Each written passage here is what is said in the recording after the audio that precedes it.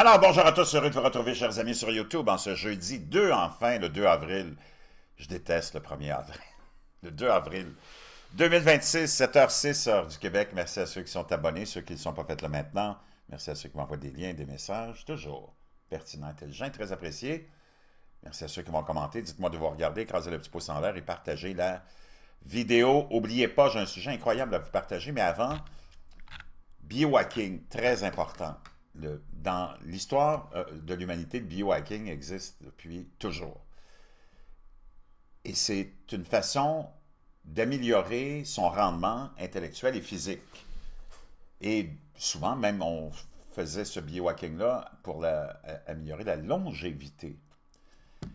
Des produits existent, moi j'en utilise deux extraordinaires, dont un qui est la crinière de lion, extrait de champignons, cultivé au Canada, favorise la mémoire et la concentration. Ne laissez pas la confusion mentale vous empêcher d'atteindre vos objectifs.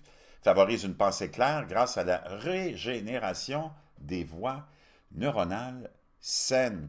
Pour des performances cérébrales optimales, les propriétés antioxydantes de cette crinière de lion, bénéfiques pour la mémoire et le système nerveux, peuvent optimiser vos performances cognitives en améliorant la circulation sanguine et l'oxygénation du cerveau. Moi, je l'utilise maintenant depuis 2 mois à peu près, incroyable. Par contre, les gars, faites attention, augmentation de votre libido extraordinairement fantastique. Donc, mais sans danger pour les femmes. Tu mets à peu près une quinzaine de gouttes le matin dans ton breuvage préféré et tu vas voir une amélioration instantanée. Dans la boîte de description, tu as le lien de ça et des autres produits, dont le bleu de méthylène aussi. Je vais vous parler d'une histoire un peu étrange. C'est publié par le Daily Mail ce matin.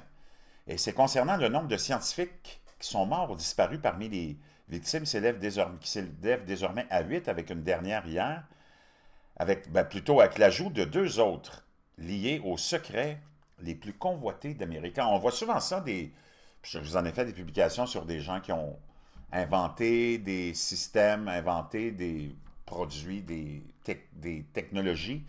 Par exemple, Stanley qui avait inventé l'espèce de petit, je sais pas comment, convertisseur qui faisait que tu pouvais rouler avec ta voiture juste en mettant de l'eau. Le gars, il est disparu soudainement après une réunion. Hein, puis il y a plein de gens comme ça. Et là, tous ces gens-là semblent être reliés, ceux qui sont morts dans la dernière année ou dernière année et demie dans des morts suspectes, sont tous liés au programme de développement de l'énergie avec la fusion du plasma. Et ça, c'est quelque chose de très, très révolutionnaire qui pourrait nous amener à de l'énergie presque illimitée. Et ces gens-là travaillaient là-dessus. Est-ce qu'ils ont été éliminés? Est-ce qu'ils n'ont pas été éliminés? Mais ça semble très suspect. La semaine dernière, moi, je suis allé visiter quelques concessionnaires en allant par curiosité voir c'était quoi les voitures les plus populaires, puis le prix des voitures en ce moment, neuves, et qu'est-ce que les gros constructeurs ont à offrir. Je me suis arrêté chez un des constructeurs japonais, entre autres, puis j'ai parlé avec le vendeur qui me servait, c'était son tour, hein, il fonctionne à tour de rose. Puis on parlait des voitures à batterie, puis j'ai dit, les voitures à batterie, bientôt, ça va être remplacé par quelque chose d'autre, c'est sûr et certain, parce qu'il manque d'efficacité, c'est vraiment cher. La ligne de production pour les batteries, c'est pas du tout environnementaliste, c'est pas vraiment pro-environnement, c'est très, même plus dommageable que le pétrole. Ils disent, oui, il y a quelque chose d'autre qui s'en vient. Donc, on le sait, les voitures à batterie, c'est comme c'est une première étape, puis après ça, ils disent ça s'en vient bientôt, puis ça semble être plutôt le concept des voitures à hydrogène dont tu as peut-être entendu parler. Enfin, je ne vais pas parler de ça, mais je voulais juste te dire que ça change beaucoup et que les voitures à batterie, c'était juste passager, OK? Le plasma. Le quatrième état de la matière, constitué de gaz ionisés, agit comme une source d'énergie à haute densité, notamment pour la fusion nucléaire qui alimente les étoiles. Des chercheurs tentent de reproduire ce phénomène sur Terre en créant des températures supérieures à 100, mon Dieu, 100 millions de cas. Ça, c'est pour mesurer la température, là. 100 millions de... Je ne sais pas, en tout cas, ça a l'air bien gros comme chiffre, mais afin de développer une source d'énergie durable, propre et sans carbone, avec des applications pratiques attendues sur les réseaux électriques d'ici les années 2030. J'ouvre une parenthèse, je me demande pourquoi on se casse la tête avec tout ça, alors que le pétrole est super propre, puis que le CO2, c'est la source de la vie, puis qu'on n'est vraiment pas à des niveaux élevés. Le délire de ça, je ne sais pas ce qui est derrière ça, mais il y a sûrement un concept que la classe dirigeante veut faire avancer. Donc, il y en a qui ont des idées, là, mais je trouve ça très bizarre qu'on se casse la tête alors que tu as le pétrole qui est abondant, pas cher, accessible à tous. Très bizarre. Anyways. Production d'énergie par fusion. La fusion du plasma consiste à faire entrer en collision des noyaux légers. Donc là, on t'explique ce que c'est, blablabla. Bon.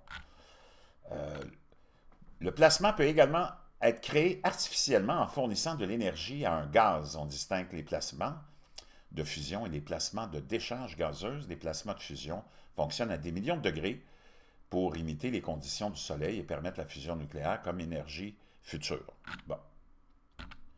Est-ce que ça peut être utilisé comme technologie ou comme énergie? Oui. Et peut-être que ces gens-là avaient avancé cette découverte-là.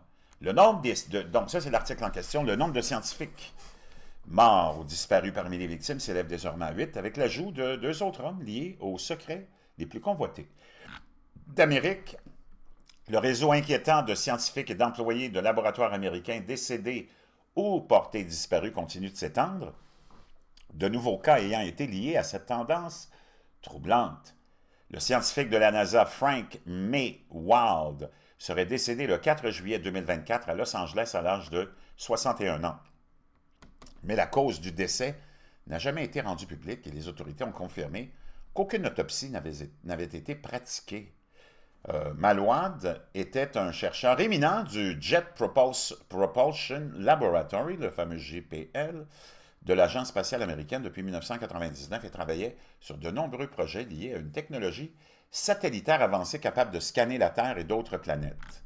En juin, on le sait, avec toutes les orbes, avec tous les drones, toutes les météorites, les comètes qu'on voit supposément, météorites et d'autres objets, c'est très bizarre ce qui se passe dans le ciel. En juin 2023, 13 mois seulement avant sa mort, il était le chercheur principal d'une découverte majeure qui pourrait aider les futures missions spatiales à détecter des signes clairs de vie sur d'autres mondes, notamment Europe, la Lune, Jupiter, Encelade ou Encelade, la Lune de Saturne ou la planète naine Cérès.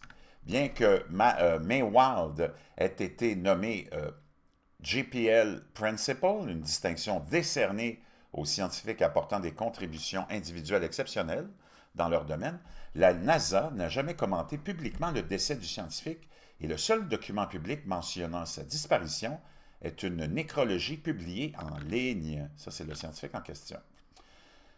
Parallèlement, une autre disparition mystérieuse a été signalée au Laboratoire national de Los Alamos, l'un des principaux centres de recherche nucléaire américains, portant à 8 le nombre total d'incidents inexpliqués depuis juillet 2024.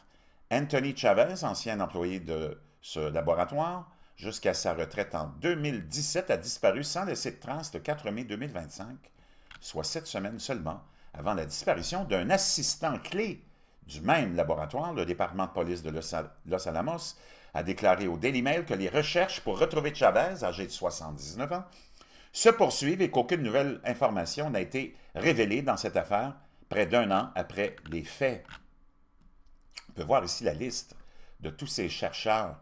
Un des plus importants, Carl Drillmore, scientifique qui travaillait aussi sur différents projets. Ils sont tous là, 9. Nuno Loureiro aussi, très, très suspect sa mort, qui travaillait sur la fusion nucléaire, justement.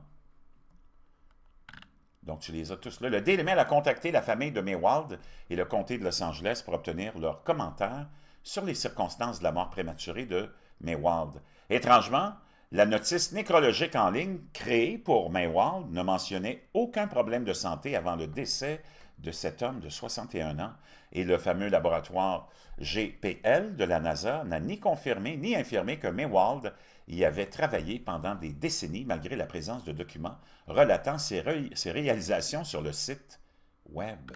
Par ailleurs, Chavez a été vu pour la dernière fois quittant son domicile dans le quartier des Denver Steels à Los Alamos. Il était à pied. Cet employé de longue date, l'autre, Chavez, a laissé sa voiture verrouillée dans l'allée et n'a pas emporté son portefeuille, ni clé, ni ses autres effets personnels, qui ont tous été retrouvés à l'intérieur de la maison de Chavez. Bien que les amis, qu'il soit considéré comme ont considéré qu'il était comme un randonneur passionné, les enquêteurs ont noté que Chavez n'était pas habillé pour une longue marche en plein air et qu'il n'avait pas emporté avec lui son téléphone non plus en cas d'urgence. Le fameux laboratoire, Los Alamos, n'a pas répondu à la demande de commentaires du Daily Mail concernant la nature du travail de Chavez au sein de sa laboratoire nucléaire de haute sécurité. Ce centre a été fondé par le célèbre projet Manhattan pendant la Seconde Guerre mondiale.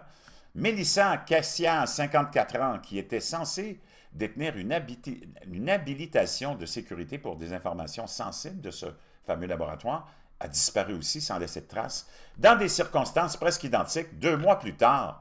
On la voit ici. Sa famille a déclaré qu'elle avait exceptionnellement décidé de travailler de chez elle le jour de sa disparition, mais qu'elle avait été aperçue pour la dernière fois à plusieurs kilomètres de leur domicile, marchant seule, sans son portefeuille, sans son téléphone et sans ses clés. De plus, les téléphones personnels et professionnels de l'assistante administrative ont tous deux été retrouvés au domicile. C'est complètement cinglé. L'autre, Monica Reza, une autre aussi, qui est disparue lors d'une randonnée en Californie en 2025. Le fameux général de l'âge, je t'en ai parlé, lui, qui est tout relié au programme un peu bizarre des extraterrestres, Neil McSallen, ça a l'air tout relié aussi autour de lui, âgé de 68 ans, a été vu pour la dernière fois aussi au Nouveau-Mexique, lui, en février. Wow! C'est complètement cinglé. Je ne sais pas ce que tu en penses. Ce que ça veut dire. Est-ce que le complexe veut éliminer les gens qui ont fait ces découvertes-là? Je ne sais pas. J'attends tes commentaires.